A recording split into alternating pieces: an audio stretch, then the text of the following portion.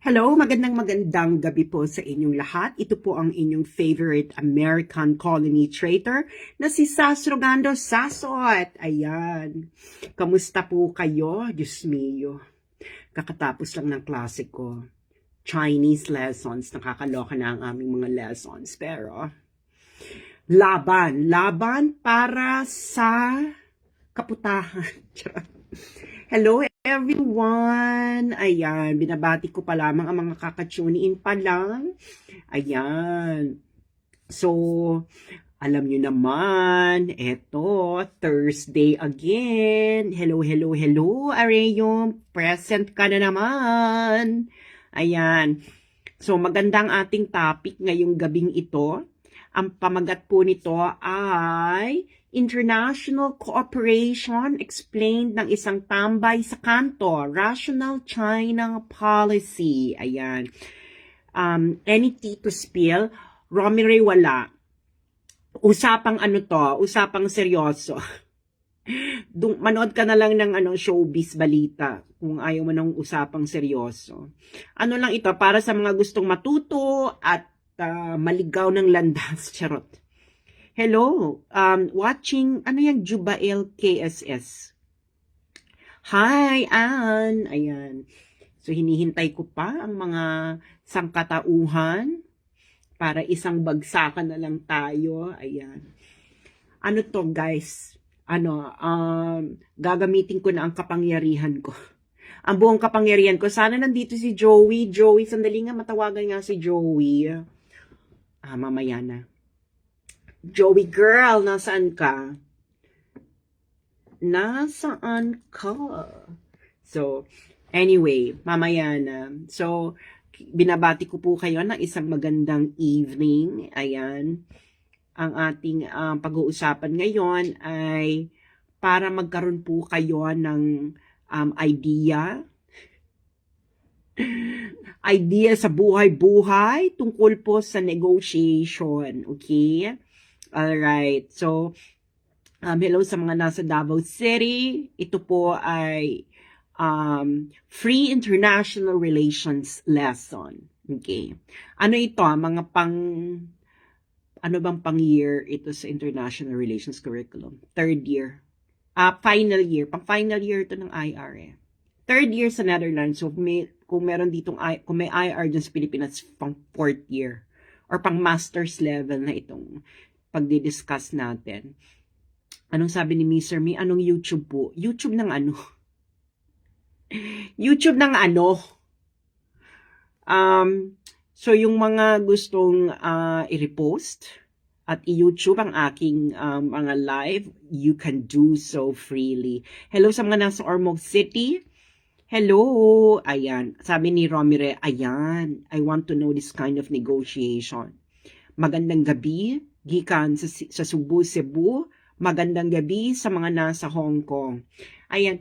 Para guys, alam ninyo ang mga basic, hindi naman basic, no?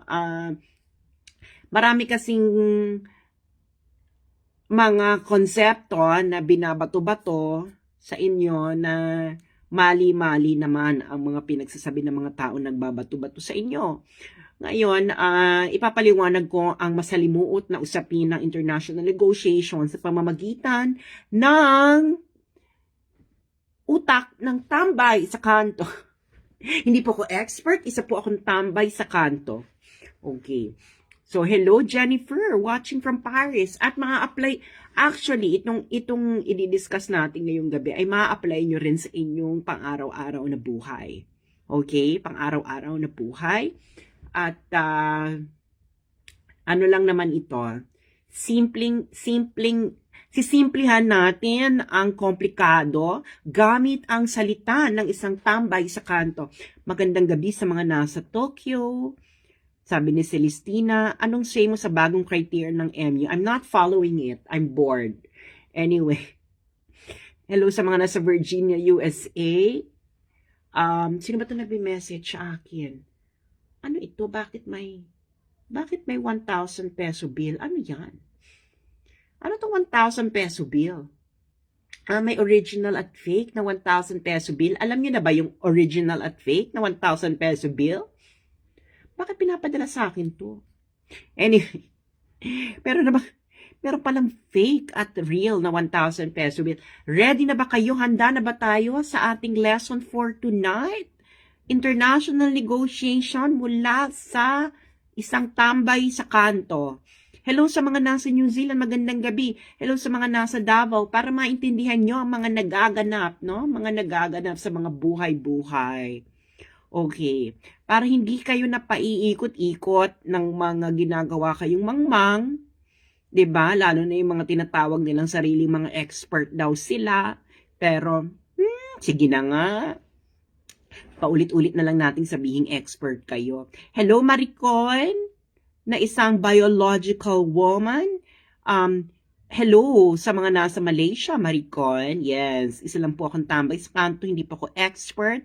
At ipapaliwanag po natin ang napaka-complex na usapin ng international negotiation sa napakasimpleng salita. Okay, so, asan pa ba? Hello, Joey DeVive Everyday. Hello, sa mga nasa Edmonton, June. Ako, may kilala ko sa Edmonton. Tamis ng unang halik. Charot!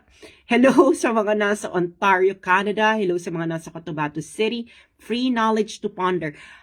Promise, ma-apply nyo rin ito sa inyong mga pang-araw-araw na buhay. Hello sa mga Mendez Cavite. Hello sa mga nasa Hong Kong. Hello sa mga nasa Boracay. Hello sa mga nasa Riyadh, sa mga Sorsogon City. Hello, hello, hello. Ayan. So, ano pa ba? Nasaan pa ba kayo? Ayan. So, ciao, nene. Hello. Hello, Adelia. Hello sa mga nasa Las Piñas. Ready na ba kayo? Hello sa mga nasa Cavite. Hintayin lang natin ang mga iba pa na gustong makinig sa ating live this evening para maliwanagan ang mga tao, no? Alam niyo naman tayo, dapat ako po ay naniniwala na ang karunungan ay dapat libre at ang mga taong nakapag-aral ay meron silang responsibilidad na mag-share ng kanilang mga natutunan nila sa mga taong either walang time or walang pera or hindi ganun yung tinahak nilang landas. So, ganun ang ating ginagawa ngayon dahil ako po ay naniniwala na dapat ang lahat ay magkaroon ng kaalaman. Ayan. At responsibilidad ng mga taong may alam ang magbigay ng linaw sa mga bagay-bagay. Hello, Kuya Nestor? Na nasa San Francisco, California. Sabi ni Dana, SAS, open na ba ang salon? Eto na, malapit na tayong magkulot. Hello sa mga nasa Lingig, Surigao del Sur. Hello sa mga nasa Tacloban. Ano pa ba? Hello sa mga nasa Sorsogon City. Hello, hello, hello. So, ayan na. So, mga nasa Surigao del Sur at mga nasa Tacloban at mga Ilocano na nasa La Union. Hello, Natsir. Ayan, mga taga Davao. So, ready na ba? Handa na ba ang lahat? Handa na ba ang lahat sa ating lesson for tonight? Ito ay gusto mo lang matutunan at nang hindi kayo naloloko ng mga taong ginagawa kayong mangmang. Hello sa mga nasa taga-Sorsogon. Ano topic ngayon, Miss Sas? Ang topic po ngayon, Sir Leo ng Qatar, ay para maintindihan nyo ang international negotiation. Yan, diba? Specifically, bilateral versus multilateral negotiations. Okay? Kaya nga, rational China policy dahil i-explain natin ang mga bagay-bagay sa punto ng pagiging rasyonal at hindi emotional. Hello sa mga nasa London. Hello, Farida. Magandang gabi sa iyo. Hello, Sean. Handa na ba lahat? Hello, Davao. Hello, Barcelona, Spain. Ayan, medyo international tayo ngayong gabing ito. So, okay, kung handa na, magsisimula na tayo. So guys, huwag kayong maniniwala, no, sa mga taong nagsasabi na ang mga conflict sa international relations ay hindi nagtatapos sa negotiations. Negotiation. Lahat ng relasyon ng mga bansa sa international relations, ang kanilang conflict, ang kanilang cooperation, ito ay nagtatapos sa negotiation. Okay. So ano ba ang ibig sabihin ng negotiation? Okay. Negotiation is finding a common ground. Okay. So meron ako ditong gagamit tayo ng blackboard. Okay. Gagamit tayo ng blackboard. So whiteboard pala, whiteboard. So ito, so yung negotiation, halimbawa ito si party A, di ba? Si party A, saka si party B, meron silang conflict, di ba? Meron silang conflict. Ngayon, ano bang kailangan nilang gawin para magkasundo sila? Kailangan nilang mag-negotiate. Okay? Magne-negotiate sila. Ito, sabihin natin. Negotiation. Magne-negotiate sila. So, ang negotiation, okay? Ano bang punto ng negotiation? Okay? Ang punto ng negotiation, guys, is, halimbawa, is for you to be better off than what you were before. Anong ibig sabihin yan? So, kung ang before na situation mo, okay, kung ang before na situation mo ay, sabihin natin, 2, diba? So, everything above 2, everything above 2 is good. Okay? Ganyan ang konsepto ng negotiation, no? So, makikipag-negotiate ka kasi you would be better off. Okay? Than what you, kung ano yung dati ka. So, halimbawa, kung dadaanin natin to sa ganda, halimbawa, ang ganda mo ngayon ay 3. Siyempre, gusto mong umangat yung ganda mo from 3, di ba? Okay. So, siyempre, kung ikaw, di ba, ang ideal mo ay 10, di ba? Ang ideal mo na ganda ay 10. Okay? Ang ideal na ganda mo ay 10. Hindi mo ma-achieve yung 10. Kasi nga ideal eh. So, magsisettle ka ng less than 10, pero more than 2. Naintindihan nyo? Okay, ulitin natin ha. So, halimbawa, ang situation mo is 2. Okay? 2 ang situation mo. Ang gusto mong ma-achieve ay 10. Okay? Yan ang gusto mong ma-achieve. Ito ka ngayon. Okay? So sabihin natin, ang present situation mo ay 2. Okay? Ang gusto mong ma-achieve, ang gusto mo ng future, ang gusto mong future, 10. Okay? So, present 2, gusto mo future 10. Okay?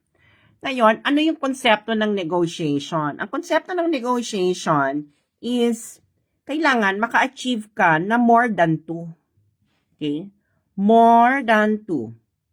More than 2. Okay? Ibig sabihin itong 2, ito na yung ine-enjoy mo ha. Ito na yung ine-enjoy mo. So, ngayon, gusto mo maging more than 2 ka. Okay? Of course, kaya ka nga magne-negotiate dahil gusto mong ma-achieve yung more than 2, di ba? So, ngayon, dahil nga meron kang ka-conflict, okay, gusto rin niyang ma-achieve ng ano mo is 10. Okay? Gusto rin niya ma-achieve ang 10, pero hindi nga niya ma-achieve yung 10 kasi pag na-achieve niya yung 10, ibig sabihin, kailangan mawala ka sa eksena, no? Mawala ka sa eksena. So, ang negotiation, okay, so, ano ko ha. So, ang negotiation, guys, okay, so, yes. So, ito ka, A, ito yung isa, okay. So, ang ideal mo ay 10, Okay? Siyempre, ang ideal din niya ay 10. Okay? Ngayon, hindi nyo nga ma-achieve yung ideal nyo nga kasi magkasalungat nga kayo, no? So, ngayon, ang gagawin nyo is, ang negotiation ay kailangan nandito sa eksenang ito. So, yan ang tinatawag na ZOPA. Okay. ZOPA. Ano ibig sabihin ng ZOPA? Zone of Possible Agreement. So, pwede yung 10, pwede yung anything below 10. Okay? Pero syempre, ikaw, meron kang walk-off point. Okay? So, meron kang walk-off point. Ito yung walk-off point mo. Ito yung walk-off point ng isa. So, bakit ka mag-walk off? Okay? Bakit ka mag-walk off sa negotiation? Bakit ka mag-walk off sa negotiation? Mag-walk off ka sa negotiation. Okay? Aalis ka sa negotiation. Hindi ka makikipag-negotiate. Okay? Hindi ka makikipag-negotiate kasi, okay? Kasi, you think na makakakuha ka ng mas malaki dito, okay? Without negotiating. Okay? Without negotiating. Okay? So, parang, dead man na ako dito kasi kung yan lang naman na makukuha ko sa negotiation, wag na ako makipag-negotiate kasi meron akong bat na, no? Mas malakas yung bat na ko. Ibig sabihin ng bat na is best alternative to negotiated agreement. Okay? So, ganun din yung kalaban mo, no? Meron din siyang bat na. Ibig sabihin, itong resulta ng negotiation na to is, hindi ako satisfied dyan. So, mag-walk out ako kasi nga, makakakuha ko ng mas bongga dito through other means, no? Basic, sa akin tinatawag na best alternative to negotiated agreement. Are you following, guys? Are you following? Are you following? Okay.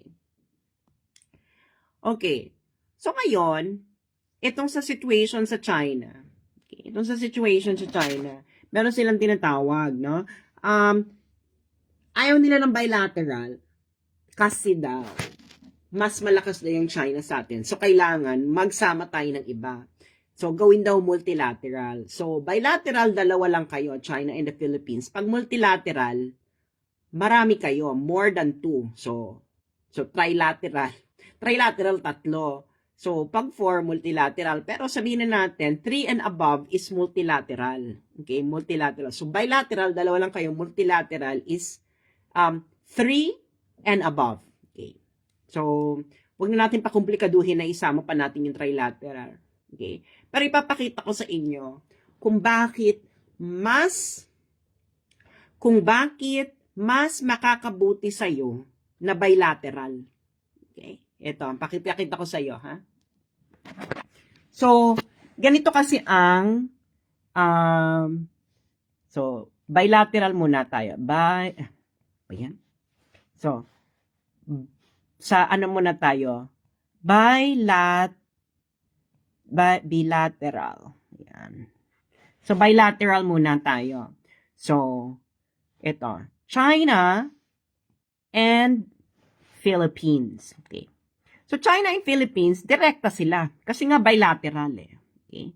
Bilateral. Ang sinasabi nila is, mas maraming makukuha yung China kaysa sa Philippines sa bilateral negotiation kasi nga mas powerful yung China. That's just what asymmetric power, no? Hindi pantay na kapangyarihan would bring you. Pero the thing is, halimbawa, ang Philippines ngayon, ang na-enjoy niya ay 2. Sabihin natin, ang na-enjoy ng China ay 4. Okay? Siyempre, gusto mo itong i-move, no? I-move at least doon sa current level ng China. Okay. So ngayon, dalawa lang sila nag-uusap dyan, ha? Dalawa lang sila nag-uusap. So, ngayon, dahil sa dalawa lang sila nag-uusap, ang interest, okay? Tignan natin. Interest. yung interest nila ang nag-i-interact lang. Okay? Yung interest lang nila nag-i-interact lang. Kasi dalawa lang sila nag-uusap eh. Okay? So,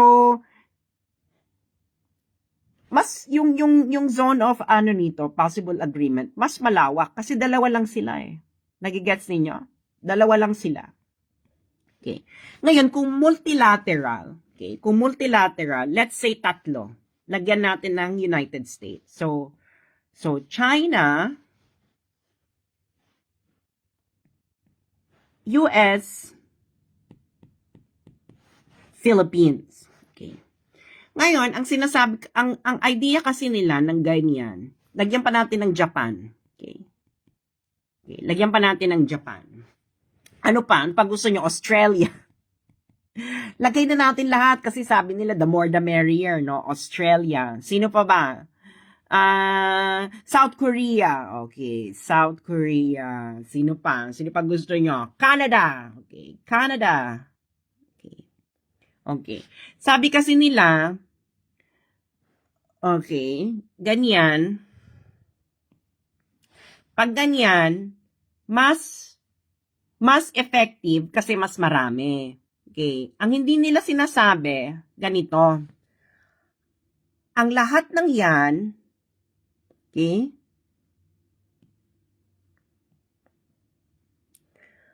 ang lahat ng yan, okay, ang lahat ng kasama ng Pilipinas dyan, ay meron silang sariling interest. So, interest 1, interest 2, interest 3, interest 4, interest 5, interest 6. Okay. Okay. Ngayon, etong mga ito, okay, itong mga kasama mo, okay, meron din silang interest sa'yo. Okay? So, ang Japan, merong interest sa Philippines. Ang Philippines may interest with Japan. Ang US, may interest sa Philippines. Ang Philippines, may interest sa US. Ang Japan, may interest sa Australia. Ayan. Okay? So, and of course, so on and so forth, no? Permutation. Okay. So, sinasabi nila magiging mas malakas daw ang Pilipinas because of this. So, pupwede ka lang maging mas malakas because of this kung ikaw is ang bargaining power mo sa lahat ng ito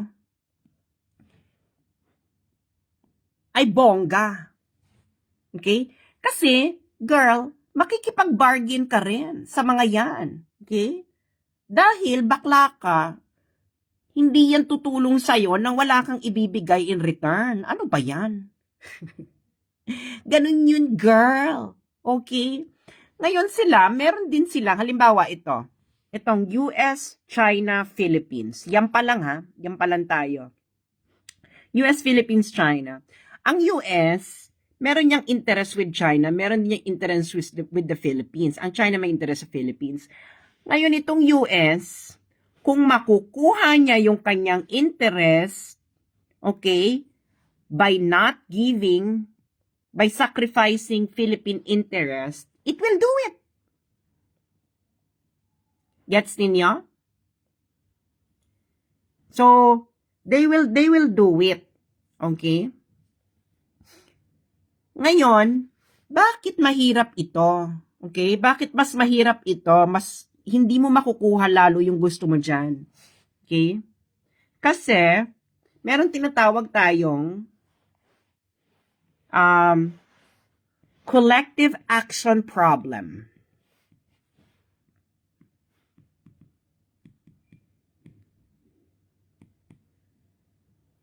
Okay? Itong collective action problem, ibig sabihin yan, habang mas lalong dumadami, okay, habang mas dumadami, is nagiging mas mahirap ang mag-cooperate. Bakit mas humihirap ang mag-cooperate? Kasi nga, ang dami ninyo na iba't ibang interest. Okay? At yung common interest nyo, okay, mas lalo siyang nagiging mas mahirap hanapin kung mas marami kayong involved. Gets nyo na. Okay? I-relate nyo yan sa pang-araw-araw ninyong buhay. Anong mas mahirap? Yung iisa lang ang housemate mo or 5 ang housemate mo? Gets nyo na. Malamang mas mahirap yung 5 yung housemate mo. Dahil 5 yung pakikisamahan mo. Tapos yung 5 yon, meron pa silang mga dynamics sa isa't isa. So, mas mamimili ka ngayon. Isa lang ang housemate or 5 ang housemate? Okay. Nagets nyo na. Okay. So, ngayon,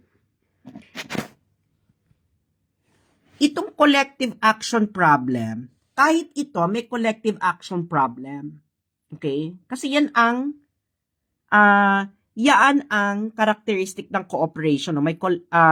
Basta meron kang ka-cooperate, merong collective action problem yan. Pero mas lumalala ang collective action problem pag mas marami na kayo. Okay? Kasi nga, iba-ibang interest na yung gusto. Okay? At ikaw dito, ikaw Philippines, imbis na ang kabargain mo lang ay China, makikipag-bargain ka rin sa iba. Nagigets yun na. Okay? Ngayon sila, yung interest mo ay secondary lang sa interest nila with China. Dahil meron silang mas malaking interest sa interest mo. Hindi nabubuhay ang Australia for you. Hindi nabubuhay ang US for the Philippines. Ang Japan hindi siya nabubuhay for the Philippines. Ang South Korea hindi siya nabubuhay for the Philippines. Ang Canada hindi nabubuhay for the Philippines. Girl, pag